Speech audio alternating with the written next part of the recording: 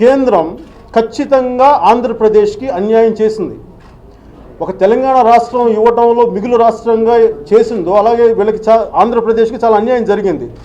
కానీ అంత మాత్రాన మీరు ఎలాగో తెలంగాణ రాష్ట్రం ఒక రాష్ట్రానికి అన్యాయం చేశారు, సంతోషం, భరిస్తాం. కానీ ఇంకో రాష్ట్రానికి మళ్ళీ మీరు ఈ రాజధానిని మళ్ళీ మీరు సెక్షన్ 8 పైన మళ్ళీ కేంద్రానికి బాధ్యతలు అప్పగిస్తే మళ్ళీ ఇంకో పెద్ద తప్పు చేసిన వాళ్ళు అవుతారు. అలాంటి తప్పులు చేయకండి. కానీ ఇలాంటి పరిస్థితులు సెక్షన్ 8 గురించి రావాల్సిన పరిస్థితులు ఎందుకు ఉన్నాయి, ఎందుకు ఏ పరిస్థితులు ఇలాంటి వచ్చినాయి అంటే దానికి బాధ్యత ముఖ్యమంత్రి చంద్రశేఖరరావు గారే తీసుకోవాలి.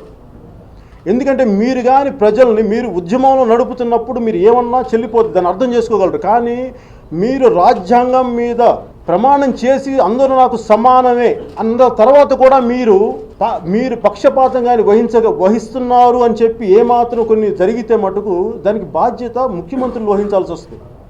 అందుకని ఇది చాలా కీలకమైన దశ రెండు రాష్ట్రాలకి. వచ్చే 10 సంవత్సరాలు ప్రతి ఒక్కళ్ళు, ప్రతి రాజకీయ నాయకుడు పార్టీలకు అతీతంగా చాలా బాధ్యతగా చాలా బరువుతో మాట్లాడాల్సిన అవసరం ఉంది. సో దయచేసి దాన్ని మీరు గ్రహిస్తారని నేను కోరుకుంటున్నాను. సెక్షన్ 8కి సంబంధించి ఎలాంటి పరిస్థితుల్లో వస్తుందంటే నాకు తెలిసి సెక్షన్ 8 ఐఎమ్ అగెయిన్స్ట్ సెక్షన్ 8.